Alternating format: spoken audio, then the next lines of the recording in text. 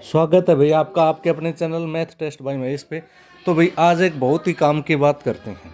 काम की बात क्या है कि HSSC जो हरियाणा स्टाफ सिलेक्शन कमीशन है उसमें क्या क्या रिफॉर्म्स होने चाहिए बच्चों की आवश्यकता को देखते हुए उन पर बात करते हैं।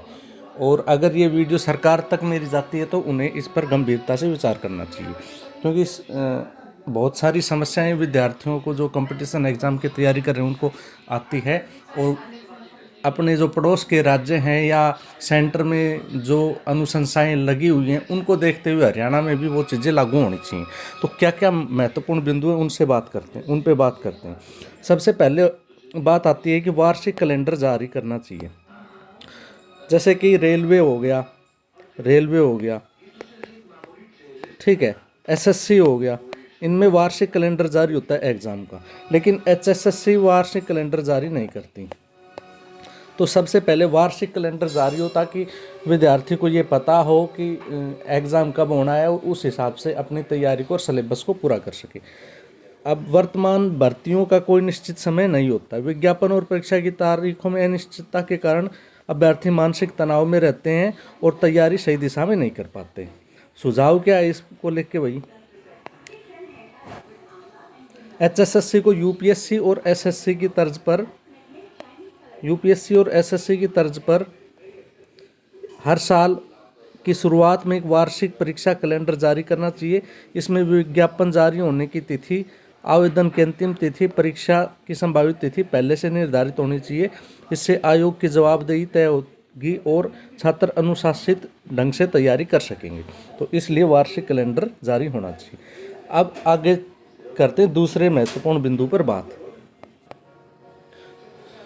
दूसरा बिंदु है भाई सीईटी, जो हमारी परीक्षा होती है विभिन्न ग्रुप सी पोस्टों के लिए, सी की रिक्तियों के लिए ग्रुप सी में जो क्लर्क है और भाई ये पटवारी, ग्राम सचिव और अन्य सभी प्रकार की भर्तियां हैं, उनके लिए एक कॉमन एलिजिबिलिटी टेस्ट निर्धारित कर रखा है।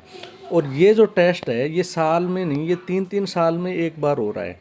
जैसे 2022 में हुआ था, ठीक है, अब 2025 में हुआ था, तो 3 साल में हुआ है। जबकि जब इसका गजट नोटिफिकेशन आया था तो उस टाइम लिख रखा था कि ये साल में 2 बार होना चाहिए। तो जो समस्या क्या है वर्तमान में, कॉमन एलिजिबिलिटी टेस्ट की अधिसूचना में इसे साल में 2 बार आयोजित करने का प्रावधान था, लेकिन वास्तव में यह कई वर्षों में एक बार हो पा रहा है। इससे नए पास छात्र को लंबा इंतज़ार करना पड़ता है और कई अभ्यर्थी ओवरेज हो जाते हैं।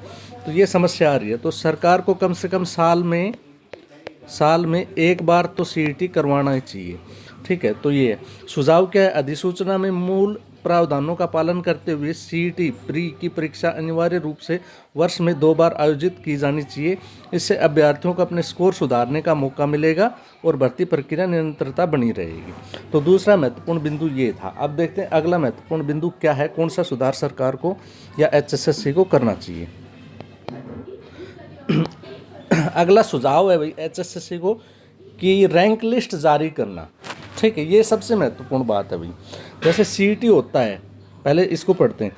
सीईटी का परिणाम आने के बाद अभ्यर्थियों को केवल उनके स्कोर पता चलता है, लेकिन उन्हें यह नहीं पता चलता है कि वे राज्य में कहाँ पर खड़े हुए। रैंक लिस्ट के अभाव में पारदर्शिता की कमी महसूस होती है। सुझाव क्या है? सुझाव है कि परिणाम घोषित करते समय आयोग को सीईटी स्कोर आधारित विस्तृत रैंक लिस्ट सार्वजनिक करनी चाहिए।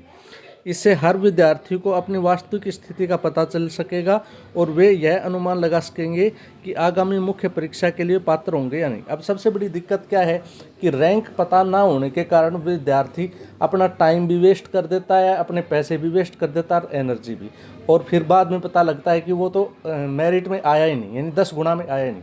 अभी 10 गुना का फॉर्मूला है, अगर मान लो 100 पोस्ट आई, अब हमें पता है कि हम पटवारी की तैयारी कर रहे हैं, पटवारी एग्ज़ाम की तैयारी कर रहे हैं लैंड रिकॉर्ड की, और उसकी 300 पोस्ट आई, तो 3000 बच्चों को ही बुलाया। अब कुछ बच्चे ऐसे थे जो इसकी तैयारी भी कर रहे थे, बैच भी ले रखा था और रह गए कट ऑफ में 0.5 से 1 से 2 से। तो इससे वो अनुमान नहीं लगा पाए पोस्ट आने के बाद, और उन्होंने तैयारी में अपना टाइम वेस्ट कर दिया, बैच खरीद के अपने पैसे वेस्ट कर दिए और ये पता नहीं लगा और उनका टाइम भी वेस्ट हो गया। तो अगर इस चीज़ से बचना है या इसमें सुधार करना है तो सबसे पहले रैंक लिस्ट जारी करनी पड़ेगी स्कोर के साथ, या पीडीएफ में सभी की रैंक लिस्ट जारी कर दी जाए बाद में। तो उससे बच्चे को अनुमान लग जाता है कि मैं किस भर्ती की तैयारी करूं और किसकी ना करूं, तो उससे टाइम भी बचेगा और पैसा भी बचेगा। तो ये था। चलिए आगे बढ़ते हैं, आगे देखते हैं कौन सा सुधार करना चाहिए, क्या सुझाव है। अगला सुझाव बहुत ही महत्वपूर्ण है भाई। इसमें बताया गया है कि मुख्य परीक्षा के लिए बच्चों की संख्या को बढ़ाया जाना चाहिए। जैसे अभी पहले 4 गुना का रूल था, उसमें संशोधन किया, वो 10 गुना का रूल हो गया। अब सरकार को क्या करना चाहिए, कम से कम 15 गुना का तो रूल बनाना। वर्तमान स्थिति क्या है, वर्तमान स्थिति क्या है भाई। वर्तमान में पदों की संख्या बहुत गुना, 4 गुना नहीं, अभी 10 गुना है भाई। 10 गुना अभ्यर्थियों को मुख्य परीक्षा के लिए बुलाया जाता है। इससे उच्च स्कोर वाले गिने चुने छात्र हर भर्ती में बार बार बैठते हैं। ठीक है, ये सबसे बड़ी समस्या आ रही है भाई। जबकि औसत से ऊपर वाले लाखों छात्र मेंस में अच्छा प्रदर्शन कर सकते थे, लेकिन वो बाहर हो जाते हैं। ठीक है, सुझाव क्या है, मुख्य परीक्षा में प्रतिस्पर्धा बढ़ाने और अधिक युवाओं को मौका देने के लिए रिक्त पदों के मुकाबले कम से कम 15 गुना अभ्यर्थियों को बुलाया जाना चाहिए। ये मैं क्यों कह रहा हूँ 15 गुना, क्योंकि हमारे पड़ोसी राज्य राजस्थान में भी सीटी होता है, वहाँ पर जो प्रावधान कर रखा है वो 15 गुना का कर रखा है। तो मेरा मानना हरियाणा में भी 15 गुना का करना चाहिए।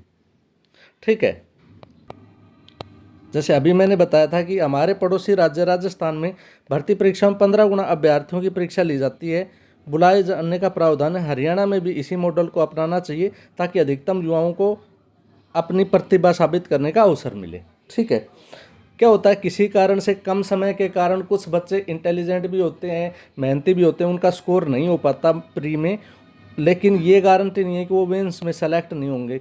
तो मेंस में वो सेलेक्ट हो सकते हैं। इसलिए प्रतिस्पर्धा को बढ़ाने के लिए 15 गुना तो कम से कम करना ही चाहिए। इसके बाद जो महत्वपूर्ण सुझाव है वो है भाई शिकायत पोर्टल का।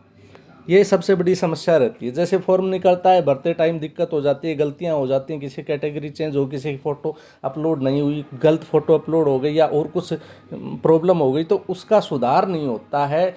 काफ़ी दिन बीत जाते हैं, फॉर्म फिर लास्ट में जाके सरकार से शिकायतें करनी पड़ती हैं, तब जाके सुधार। तो इसके लिए प्रॉपर एक वो होना चाहिए। देखो इसमें क्या है समस्या, छात्रों की शिकायतें जैसे फॉर्म भरने में गलती, परिणाम में त्रुटि का समय पर समाधान नहीं होता है। सुझाव क्या है, एचएसएससी को एक समर्पित समयबद्ध ऑनलाइन शिकायत निवारण पोर्टल बनाना चाहिए, जहां छात्रों की समस्याओं का समाधान अधिकतम 7 से 10 दिनों के भीतर हो जाए। तो ये कुछ सुझाव थे भाई एचएसएससी को, जिनको एचएसएससी को रिकमेंड करना चाहिए और इन पर काम करना चाहिए, और सरकार को भी इन सुझावों पर काम करना चाहिए। अब मेरी तो मतलब हम लोग तो वीडियो बना के सुझाव ही दे सकते हैं, अब इस बात को ऊपर तक पहुंचाना तो आपका ही काम है। अगर आप इस वीडियो को ज़्यादा से ज़्यादा शेयर करेंगे तो हो सकता है बात ऊपर तक पहुंच जाए, और ये बहुत ज़रूरी चीज़ है आज के टाइम के हिसाब से। तो ये थे भाई कुछ सुझाव जो एचएसएससी में रिफॉर्म्स के रूप में होने चाहिए, जिससे ज़्यादा छात्रों को मौका मिले, उनका पैसा बचे, टाइम बचे उनका, और सब कुछ एक तयबद्ध तरीके से हो सके। तो ये था कुछ। अगर आपने वीडियो पूरी देखी है तो आप वीडियो को लाइक कर दीजिए और चैनल को सब्सक्राइब कर लीजिए और बेल के आइकन को दबा दीजिए, ताकि जब भी नई वीडियो डालें तो उसका नोटिफिकेशन आप तक पहुंच जाए।